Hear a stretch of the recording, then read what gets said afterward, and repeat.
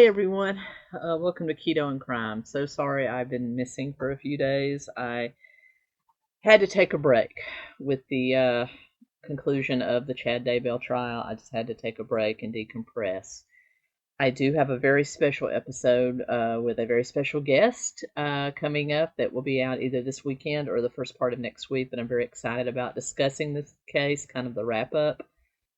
But I wanted to come and do some individual reactions to some of the most telling testimony. I know that I've already summarized all of this for you, but when I'm listening to the streams and taking notes, or even using those notes and reviewing the excellent notes that East Idaho News did, I'm only ingesting what they're actually saying. I'm not really thinking about it, dwelling on it, reacting on it. So I just wanted to do a quick reaction to some of the most telling testimony in the case, and namely that of Chad's children. I'm going to start with probably what to me was the most egregious testimony, and that is of Emma Daybell Murray. As you know, she is Chad's daughter, married to Joe Murray. They lived catty-cornered, adjacent, diagonal to the Daybells at the time of these crimes, and now live in the house through some agreement with John Pryor, who now owns the property.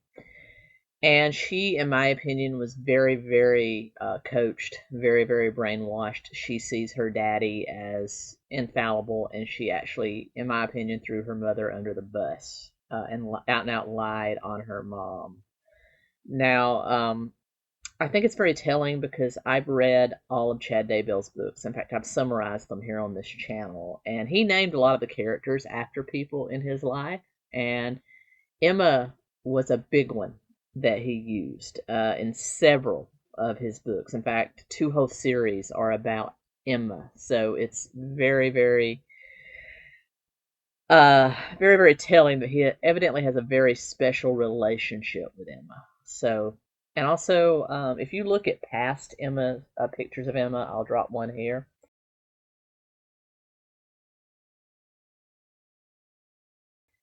She looks like Tammy. However, now, as you can see, the blonde hair, longer hair, she looks like Lori, which probably leads me to believe she has bought into this. They were married in past lives. I've probably been their child in so many past lives. And now I want to look like my true spiritual mother, Lori, even though Tammy gave birth to me. I could be completely wrong, but it's just telling that she went from looking like Tammy's twin to looking as much like Lori as is humanly possible. Anyway, what do you think about that? Let me know. But let's listen to a little bit of her direct examination and then a little bit of her cross-examination.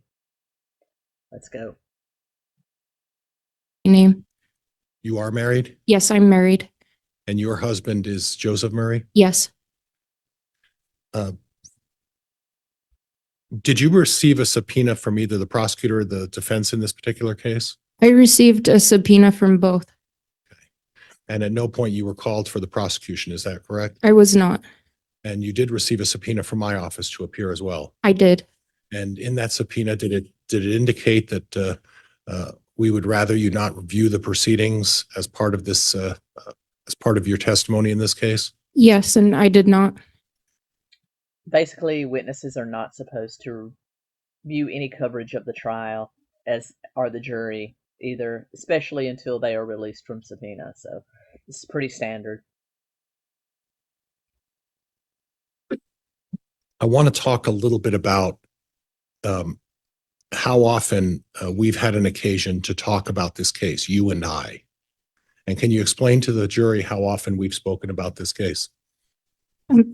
I've talked to John maybe 3 times. Horseshit.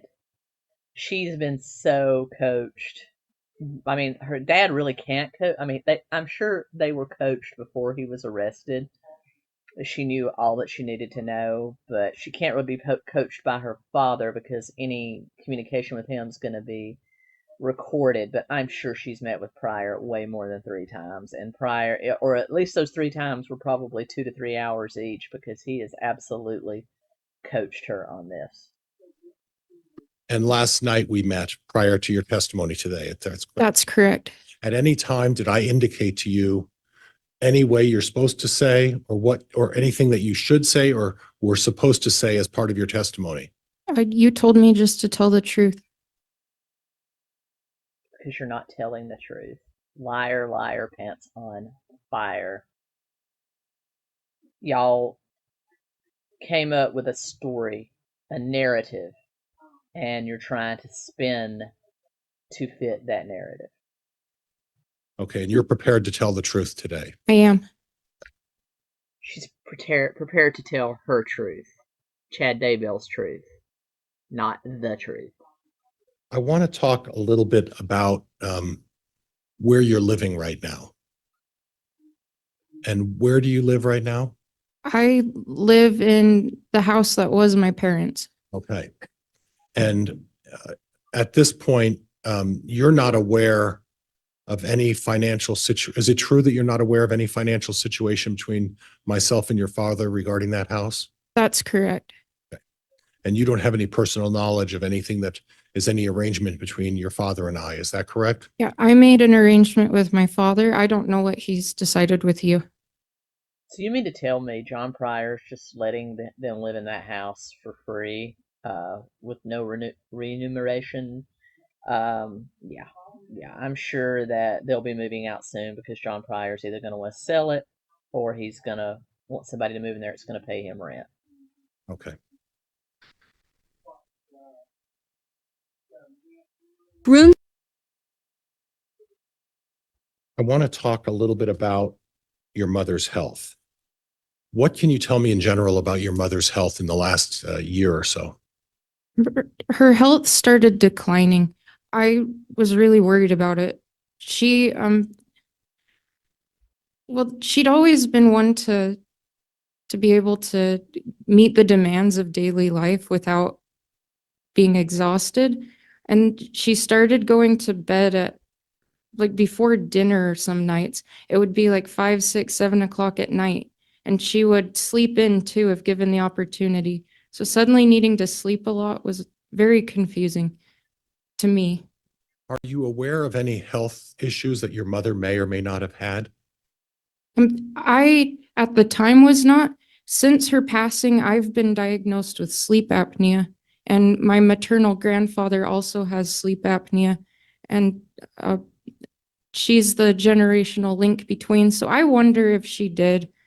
That's something that obviously we can't investigate at this time, but symptoms like daytime tiredness and not getting restful sleep seem like they would fit what speculation? It's sustained.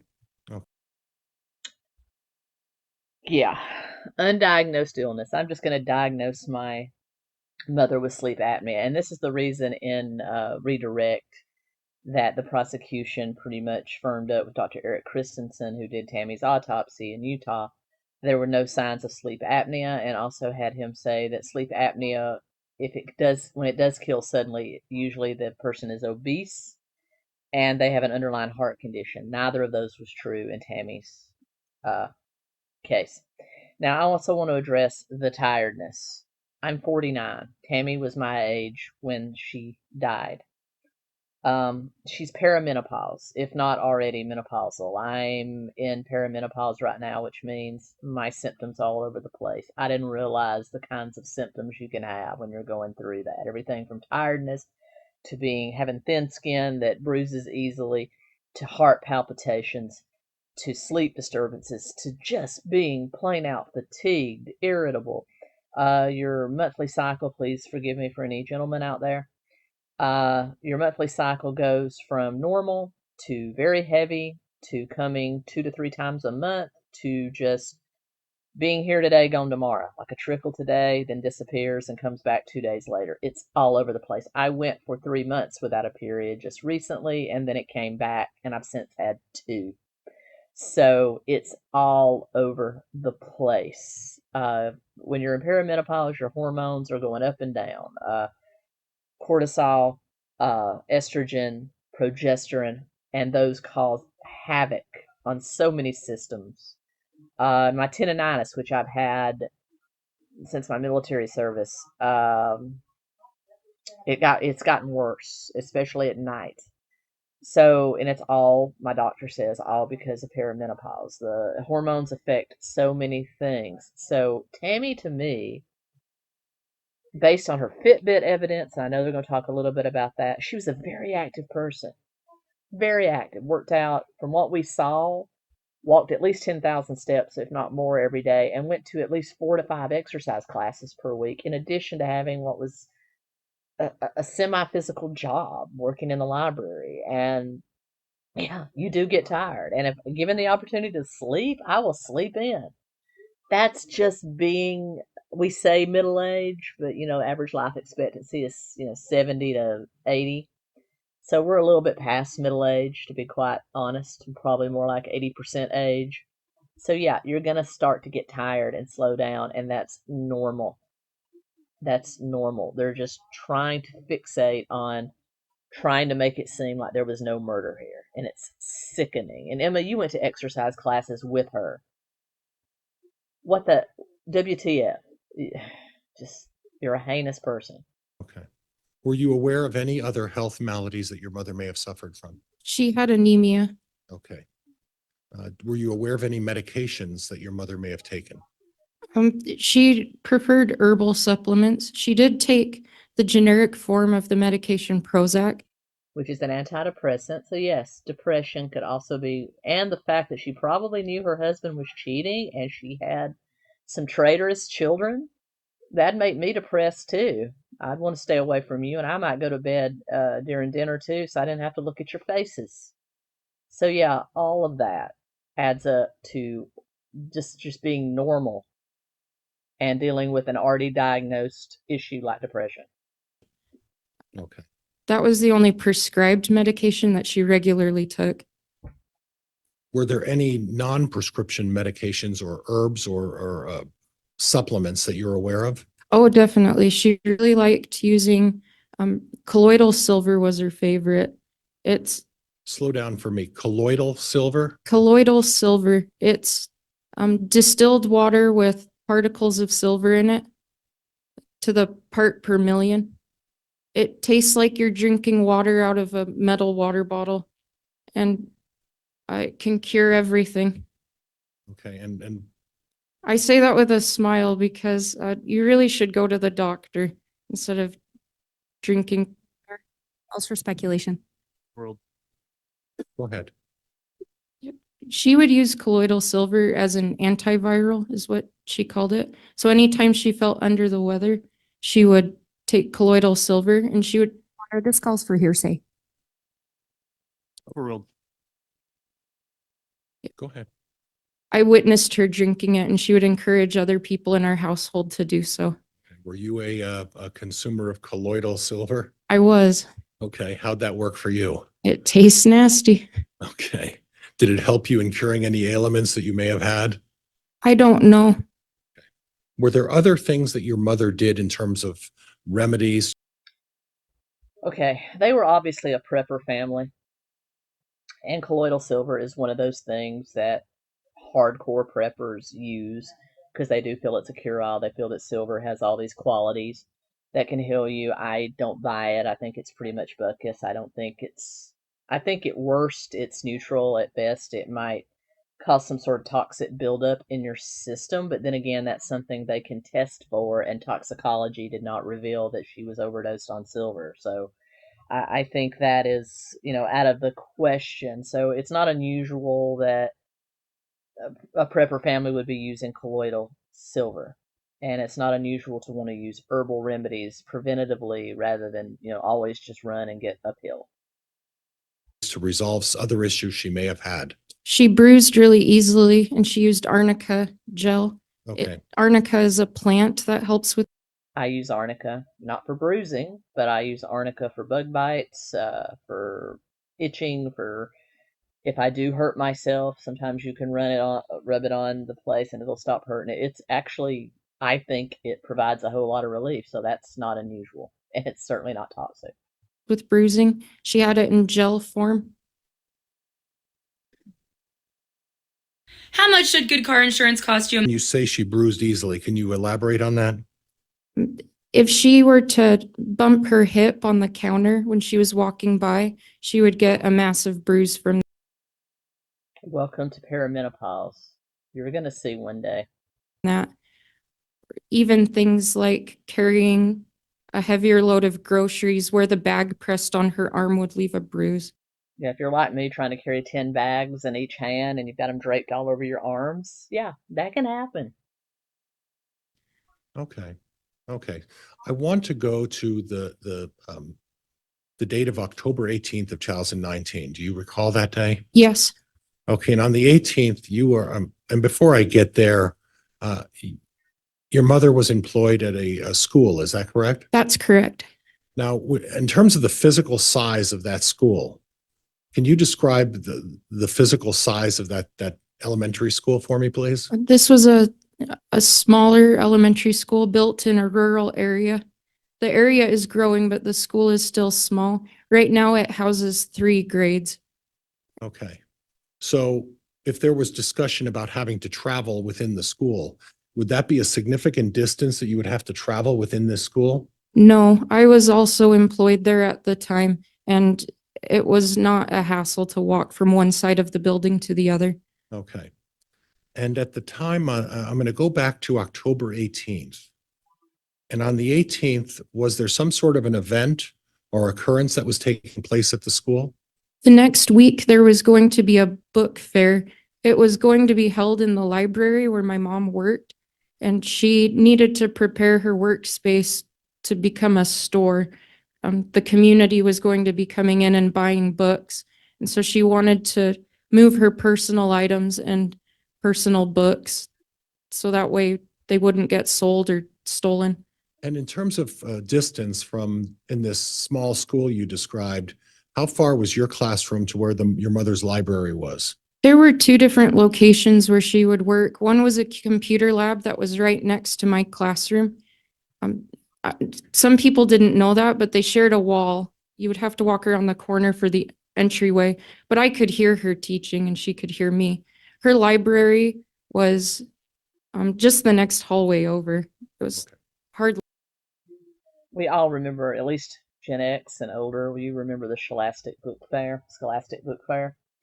Normally, whatever publisher was hosting it, whether it was Pearson or Huffington Mills or Miller, any of those, they would usually come in and set up your displays, what they were wanting to sell.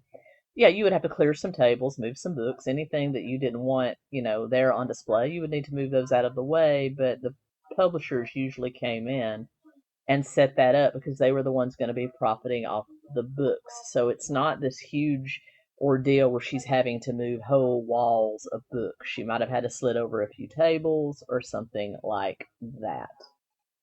Hardly a walk. When you say hardly a walk, did it encompass miles? No, Feet? feet. Okay. Now, in terms of interaction with other members of the school, how would you describe your mother's personality? My mother was an introvert at the core. She could be friendly and small talk with people, but in general, I noticed she didn't confide in people. Again, introverts are not weird hermits. I'm an introvert. We just don't need public attention to recharge our social batteries. Like an extrovert is very good at it, and they feed off of it. They need it. It's like a drug to them. Us, we can take it or leave it, but it doesn't mean that we don't know how to talk or confide in people. And it sounds like to me, her mom had a whole lot of friends. Also I think probably she's jealous of the amount of friends her mother did have. observed at that school, we, like many public schools, needed a lot more employees than we had. So most people were overburdened with work, especially support staff. And so she really didn't have time to visit. Even during lunchtime, when you would typically think someone could sit down and chat with a neighbor, she was helping students go through the lunch line and pay. I have worked in the school system, public school system. Yes, so many times they are understaffed, but it's never like that. there's always time to chat and talk. I remember having conversations with other people in the hallways as the children were going to and from lunch. There's time to talk. Teachers and staff move from classroom to classroom. She's trying to make it seem that Tammy was just run, or drag, and never talk to anybody. Horseshit. Would it have been your mother's habit to openly discuss her health issues with members of her school staff? Objection, Your Honor, calls for speculation. Sustained.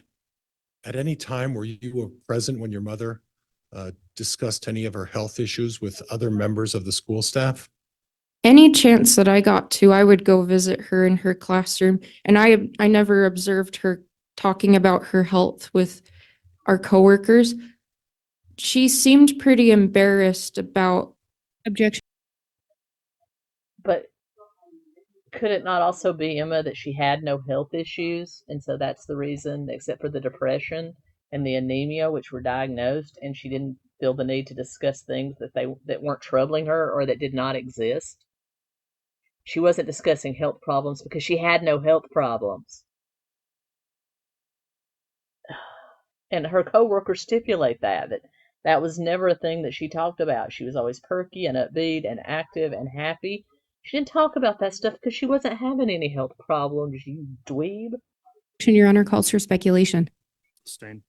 Did you observe your mother in terms of her interactions with other members of the school staff? I did. And what did you observe? I did not observe her talking about her health. Because she didn't Would have you any describe problems. your mother as a very private person? Yes.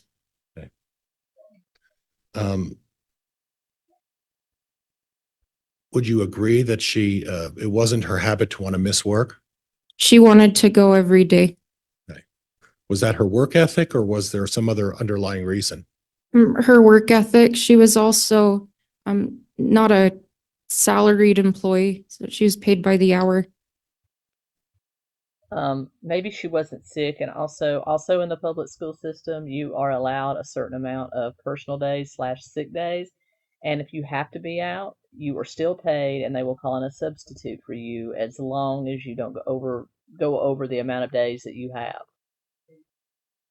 My mother worked in the school lunchroom, and she had to have surgery because she never missed. She had something like 6 months worth of days saved up over the years, and she was able to take 3 full months out to recover from her back surgery. So, and didn't miss a beat. They have paid sick days, even if you're hourly. So 35 hours a week, she was considered full time. So,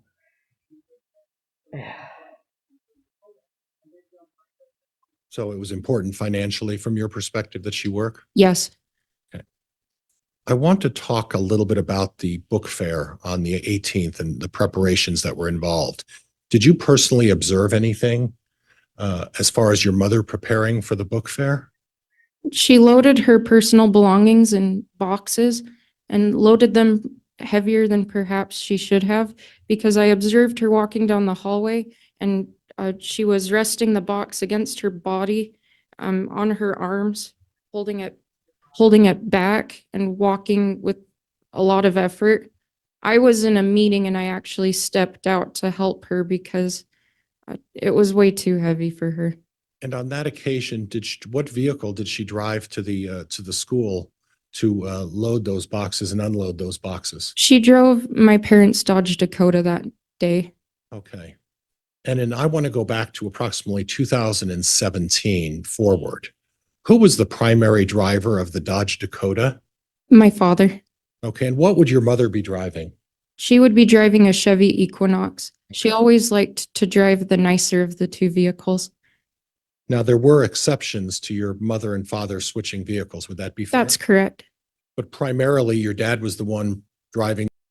now here she's building the narrative because, Pryor's going to spin the tale that the shooter was actually gunning for Chad, not Tammy, even though everyone else and their brother except for Garth. And Garth slipped up and actually said his mother was the primary